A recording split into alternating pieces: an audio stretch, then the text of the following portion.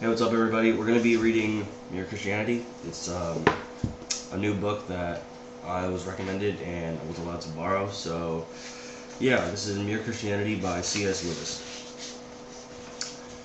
And for each video, there's this table of contents. I think it's like upside down on the camera, but I'm going to be reading one chapter of each book per video. So, yeah, we're going to start with book number 1, Right and Wrong as a Clue to the Meaning of the Universe, chapter 1, The Law of Human Nature.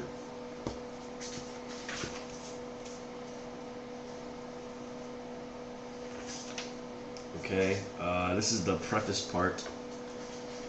Maybe I should read the preface. Hold on, let me check it out. Okay, this is a long preface. And there's a foreword. Oh, okay. Maybe I'll just read the preface and the foreword this video, and I'll read book 1 next video. Okay. Preface. The contents of this book were first given on the air and then published in 3 separate parts as Broadcast Talks, 1942, Christian Behavior, 1943, and Beyond Personality, 1944. In the printed versions, I made a few additions to what I had said at the microphone, but otherwise left the text much as it had been. A talk on the radio should, I think, be as like real talk as possible and should not sound like an essay being read aloud. In my talks, I therefore used all the contractions and colloquialisms I ordinarily use in conversation. In the printed version, I reproduced this, putting don't and we've for do not and we have, and wherever in the talks I had made the importance of a word clear by the emphasis of my voice. I printed it in italics. I am now inclined to think that this was a mistake, an undesirable hybrid between the art of speaking and the art of writing. A talker ought to use variation of voice for emphasis because his medium naturally lends itself to that method. But a writer ought not to use italics for the same purpose.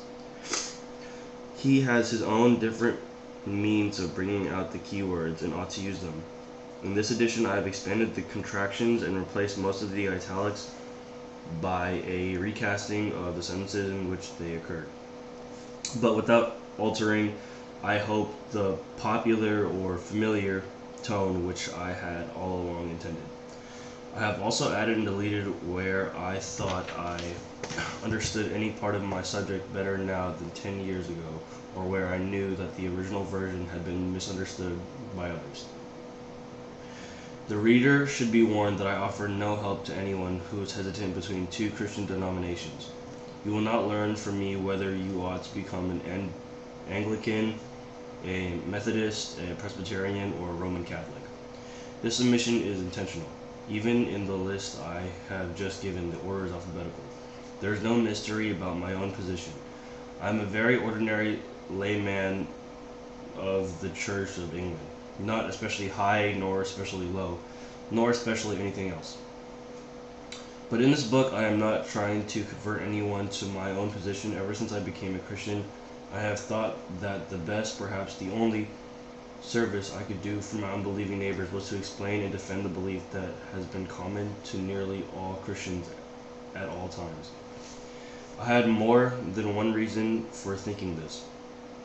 In the first place, the question which divides Christians from one another often involves points of high theology or even of ecclesiastical history, which ought never to be treated except by real experts. I should have been out of my depth in such waters, more in need of help myself than able to help others. And secondly, I think we must admit that the discussion of these disputed points has no tendency at all to bring out an outsider into the Christian fold. So long as we write and talk about them, we are much more likely to deter him from entering any Christian communion than to draw him into our own. Our divisions should never be discussed except in the presence of those who have already come to believe that there is one God and that Jesus Christ is his only Son. Finally, I got the impression that far more and more talented authors were already engaged in such controversial matters than in the defense of what Baxter calls mere Christianity. That part of the line where I thought I could serve best was also the part that seemed to be thinnest, and to it I naturally went. So far as I know, these were my only motives, and I should be very glad if people would not draw fanciful inferences from my silence on certain disputed matters. For example, such silence need not mean that I myself am sitting on the fence. Sometimes I am. There are questions at issue between Christians to which I do not think we have been told the answer. There are some to which I may never know the answer. If I asked them, even in a better world, I might, for all I know, be answered as a far greater questionnaire was answered. What is that to thee? Follow thou me. But there are other questions as to which I am definitely on one side of the fence, and yet say nothing. For I am not writing to expound something I could call my religion, but to expound mere Christianity, which is what it is and what it was long before I was born, and whether I like it or not. Some people draw unwarranted conclusions from the fact that I never say more about the Blessed Virgin Mary than is involved in asserting the virgin birth of Christ. But surely my reason for not doing so is obvious. To say more would take me at once into highly controversial regions, and there is no controversy between Christians which need to be delicately touched as this. The Roman Catholic beliefs on that subject are held not only with the ordinary fervor that attaches to all sincere religious belief, but very naturally with the peculiar and, as it were, chivalrous sensibility that a man feels when the honor of his mother or his beloved is at stake. It is very difficult so to dissent from them that you will not appear to them a cad as well as a heretic. And contrariwise, the opposed Protestant beliefs on this subject call forth feelings which go down to the very roots of all monotheism, whatever. To radical Protestants, it seems that the distinction between creator and creature, however holy, is imperiled. That polytheism is risen again. Hence, it is hard so to dissent from them that you will not appear something worse than a heretic, a pagan. If any topic could be relied upon to wreck a book about mere Christianity, if any topic makes utterly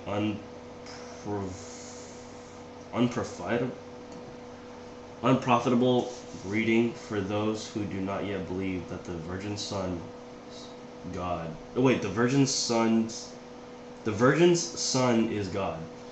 Surely this is it. Oddly enough, you cannot even conclude from my silence on disputed points, either that I think them important or that I think them unimportant. For this is itself one of the disputed points. One of the things Christians are disagreed about is the importance of their disagreements. When two Christians of different denominations start arguing, it is usually not long before one asks whether such and such points really matters, and the other implies matters, why it's absolutely essential. All this is said simply in order to make clear what kind of book I was trying to write, not in the least to conceal or evade responsibility for my own beliefs about those, as I said before. There is no secret.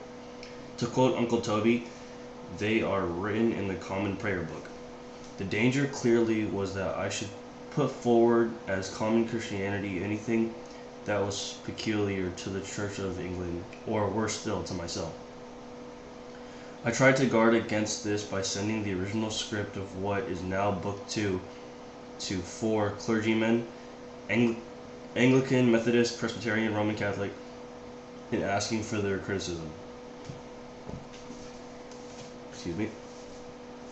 The Methodist thought I had not said enough about faith, and the Roman Catholic thought I had gone rather too far about the comparative unimportance of theories and explanation of the atonement.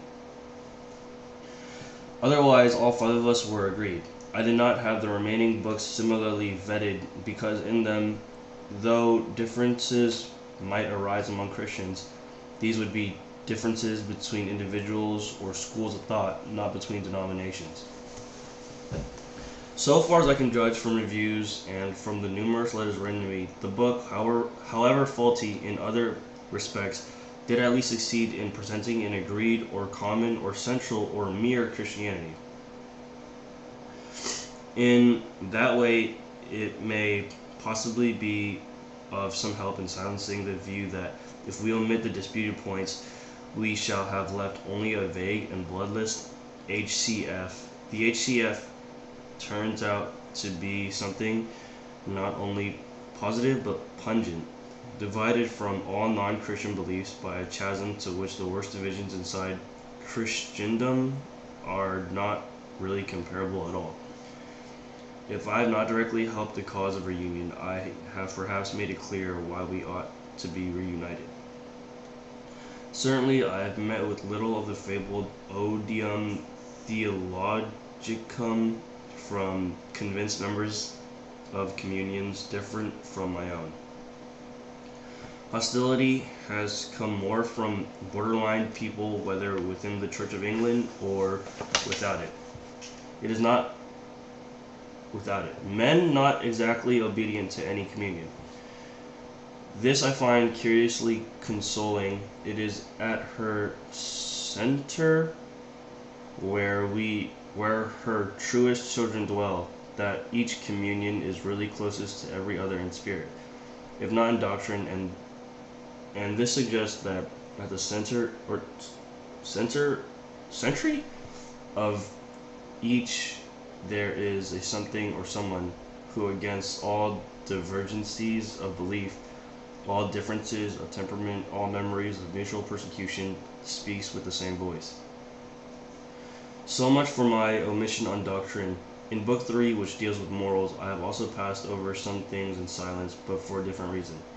Ever since I served as an infantryman in the First World War I have had a great dislike for people who, themselves in ease and safety, issue exhortations to men in the front line. As a result, I have a reluctance to say much about temptations to which I myself am not exposed. No man, I suppose, is tempted to every sin. It so happens that the impulse which makes men gamble has been left out of my makeup, and no doubt I'd pay for this by lacking some good impulse of which it is the excess or perversion. I therefore did not feel myself qualified to give advice about permissible and impermissible gambling. If there is any permissible, for I do not claim to know even that. I have also said nothing about birth control. I am not a woman, nor even a married man, nor am I a priest. I do not think it is my place to take a firm line about pains, dangers, and expenses from which I am protected, having no pastoral office which obliged me to do so. Far deeper objections may be felt and have been expressed against my use of the word Christian to mean one who accepts the common doctrines of Christianity. People will ask, who are you, to lay down who is and who is not a Christian? Or may not many a man who cannot believe these doctrines be far more truly a Christian, far closer to the Spirit of Christ than some who do? Now this objection is in one sense very right, very charitable, very spiritual, very sensitive. It has every available quality except that of being useful. We simply cannot without disaster use language as these objectors want us to use it. I will try to make this clear by the history of another and very much less important word. The word gentleman originally meant something recognizable, one who had a coat of arms and some landed property. When you call someone a gentleman, you were not paying him a compliment, but merely stating a fact. If you said he was not a gentleman, you were not insulting him, but giving information. There was no contradiction in saying that John was a liar and a gentleman, any more than there now is in saying that James is a fool and an M.A., but then there came people who said, so rightly, charitable, spiritual, sensitively, so anything but usefully. Ah, but surely the important thing about a gentleman is not the coat of arms and the land, but the behavior. Surely he is the true gentleman who behaves as a gentleman should. Surely, in the sense, Edward is far more truly a gentleman than John. They meant well. To be honorable and courteous and brave is of course is of course a far better thing than to have a coat of arms. But it is not the same thing. Worse still, it is not a thing everyone will agree about. To call a man a gentleman in this new refined sense becomes, in fact, not a way of giving information about him, but a way of praising him. To deny that he is a gentleman becomes simply a way of insulting him. When a word ceases to be a term of description and becomes merely a term of praise, it no longer tells you facts about the object. It only tells you about the speaker's attitude to that object. A nice meal only means a meal the speaker likes. A gentleman, once it has been spiritualized and refined out of its old coarse objective sense, means hardly more than a man whom the speaker likes. As a result, gentleman is now a useless word. We had lots of terms of approval already, so it was not needed for that use. On the other hand, if anyone, say in a historical work, wants to use it in its old sense, he cannot do so without explanations. It has been spoiled for that purpose. Now, if once we allow people to start spiritualizing and refining, or as they might say, deepening the sense of the word Christian, it too will speedily become a useless word. In the first place, Christians themselves will never be able to apply it to anyone. It is not for us to say who, in the deepest sense, or is not close to the Spirit of Christ. We do not see into men's hearts, we cannot judge, and are indeed forbidden to judge. It would be wicked arrogance for us to say that any man is or is not a Christian in this refined sense. And obviously a word which we can never apply is not going to be a very useful word.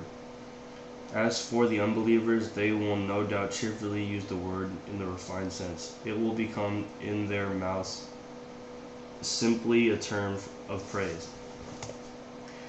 In calling anyone a Christian, they will mean that they think him a good man, but that way of using the word will be no enrichment of the language, for we already have the word good. Meanwhile, the word Christian will have been spoiled for any really useful purpose it might have served. We must therefore stick to the original obvious meaning. The name Christians was first given in Antioch, Acts 2:26, to the disciples. To those who accepted the teachings of the apostles, there is no question of it being restricted to those who profited by that teaching as much as they should have. There is no question of it being extended to those who in some refined spiritual inward fashion were far closer to the Spirit of Christ than the less satisfactory of the disciples. The point is not a theological or moral one. It is only a question of using words so that we can all understand what is being said. When a man who accepts the Christian doctrine lives unworthily of it, it is much clearer to say he is a bad Christian than to say he is not a Christian. I hope no reader will suppose that mere Christianity is here put forward as an alternative to the creeds of the existing communions, as if a man could adopt it in preference to Congregationalism or Greek Orthodoxy or anything else. It is more like a hall of which doors open into several rooms. If I can bring anyone into the hall, I shall have done what I attempted. But it is in the rooms, not in the halls, that there are fires and chairs and meals. The hall is a place to wait in, a place from which to try the various doors, not a place to live in. For that purpose, the worst of the rooms, whichever that may be, is, I think, preferable. It is true that some people may find they have to wait in the hall for a considerable time, while others feel certain almost at once which door they must knock at. I do not know why there is this difference, but I am sure God keeps no one waiting unless he sees that it is good for him to wait. When you do get into your room, you will find that the long wait has done you some kind of good, which you would not have had otherwise. but you must regard it as waiting, not as camping. You must keep on praying for light, and of course, even in the hall, you must begin trying to obey the rules which are common to the whole house. And above all, you must be asking which door is the true one, not which pleases you the best by its paints and paneling. In plain language, the question should never be, do I like that kind of service, but are these doctrines true? Is holiness here? Does my conscience move me towards this? Is my reluctance to knock at this door due to my pride or my mere taste, or my personal dislike of this peculiar doorkeeper? When you have reached your own room, be kind to those who have chosen different doors, and to those who are still in the hall. If they are wrong, they need your prayer all the more. And if they are your enemies, then you are under orders to pray for them. That is one of the rules common to the whole house. Okay, now we're moving on to the Foreword. This is a book that begs to be seen in its historical context as a bold act of storytelling and healing in a world gone mad. In 1942, just 24 years after the end of a brutal war that had destroyed an entire generation of its young men, Great Britain was at war again. Now it was ordinary citizens who suffered, as their small island nation was bombarded by 400 planes at night in the infamous Blitz that changed the face of war, turning civilians and their cities into the front lines. As a young man, C.S. Lewis had served in the awful trenches of World War I, and in 1940, when the bombing of Britain began, he took up duties as an air raid warden and gave talks to men in the Royal Air Force, who knew that just after 13 bombing missions, most of them would be declared dead or missing. The situation prompted Lewis to speak about the problems of suffering, pain, and evil, work that resulted in his being invited by the BBC to give a series of wartime broadcasts on Christian faith. Delivered over the air from 1942 to 1944, these speeches eventually were gathered into the book we all know today as Mere Christianity. This book, then, does not consist of academic philosophical musing. Rather, it is a work of oral literature addressed to people at war. How strange it must have seemed to turn on the radio, which was every day bringing news of death and unspeakable destruction, and hear one man talking in an intelligent, good-humored, and probing tone about decent and humane behavior, fair play, and the importance of knowing right from wrong. Asked by the BBC to explain to his fellow Britons that Christians believe, C.S. Lewis proceeded with the task as if it were the simplest thing in the world and also the most important. We can only wonder about the metaphors that connected so deeply with this book's original audience. Images of our world as enemy-occupied territory invaded by powerful evils bent on destroying all that is good still seem very relevant today. All of our notions of modernity and progress and all our advances in technological expertise have not brought an end to war. Our declaring the notion of sin to be obsolete has not diminished human suffering. And the easy answer, blaming technology, or for that matter the world's religions, have not solved the problem.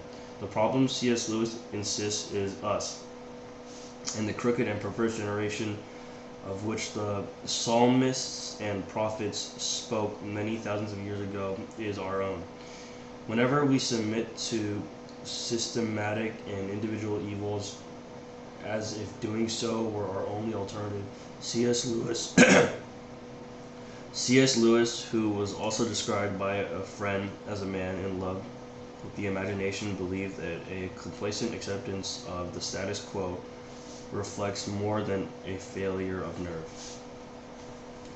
In Mere Christianity, no less than in his more fantastical works, the Narnia stories and science fiction novels, Lewis betrays a deep faith in the power of the human imagination to reveal the truth about our condition and bring us to hope.